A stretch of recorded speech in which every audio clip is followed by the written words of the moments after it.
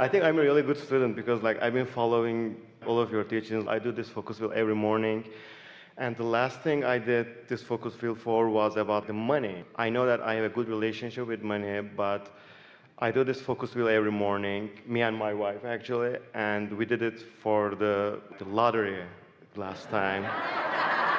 I know that one day I'm gonna win, I'm gonna be prosperous, and I've been believing in that, but my question is, why is it not coming now? Or like, am I putting some resistance onto that, or? Let's see if we can figure this out. So, how many lottery tickets did you buy? Okay, I got How many like tickets did 40, you buy? 45.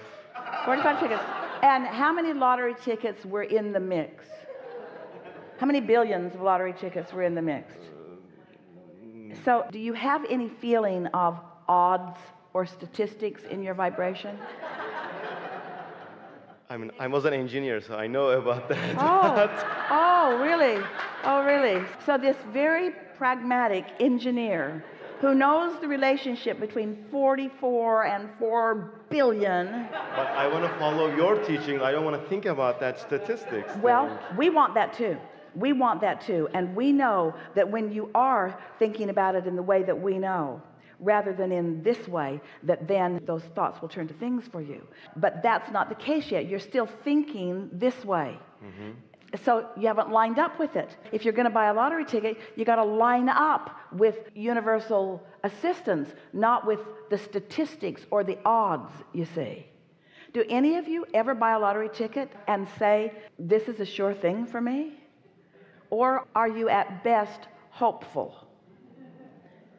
You got to go beyond hopeful. And you know what's beyond hopeful? Knowing or not caring at all. Knowing and not caring at all. Knowing that you're going to win, or it being fun and a game and it not really mattering. Because those statistics are active in your vibrational experience. So this was a discouraging conversation for so many of you.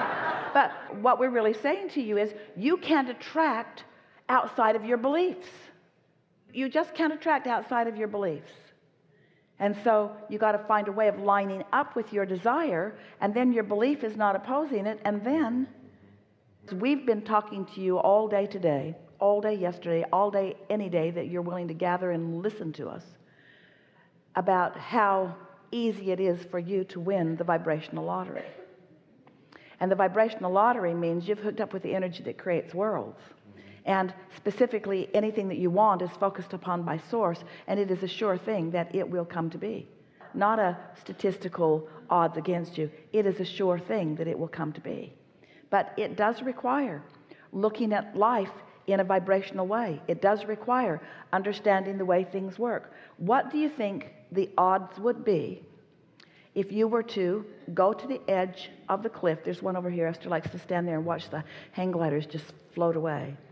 What would the odds be if you didn't have your contraption and you didn't have a parachute and you didn't have an airplane? What would be the odds if you just stepped off the cliff of your just floating away like the others? What would be the odds? 0. Because law of attraction will do the thing that it always does. What we are wanting you to understand is that law of attraction is working for your good fortune. It is working for your prosperity, not against it. But your own beliefs, almost everyone, have been working against your own prosperity. And you can tell by the way you feel when you think about things like that, and you can tell by the way the words sound and feel as you speak them. In other words, it just sounds like the most incredible thing. Everybody's talking about the couple that won, and they're yearning to be that, but it seems like such an anomaly. It seems like such an incredible, iffy, chancy, risky anomaly. But this stuff that we're talking about is not risky, and it's not chancy. It's sure. Once something has bubbled up and become a vibrational desire that you have realized, it is a sure thing. It's already so far along its progression that for it not to occur is ridiculous. And the only reason that it doesn't occur is because you have these habits of thought, and the only reason that you're willing to continue to project these habits of thought that are contrary to the desires that you hold is because you're willing to put up with not feeling so good. Yearning doesn't bother you. Well, you should be soaring. Yearning should bother you. It should feel awful to you to only feel hopeful. Hope in relationship to pure knowing, oh, no comparison whatsoever. But you've just become accustomed to not feeling so good, being a little angry, being a little ornery, being a little depressed, being a little discouraged, being a little mad, being a little blameful, being a little guilty. In other words, you've felt so many of those things in response to the way that you're thinking that you've trained yourself into unnatural acceptance of unnatural vibration. So that when somebody wins the lottery, you go, oh, wow, what an amazing, remarkable freak of nature that is.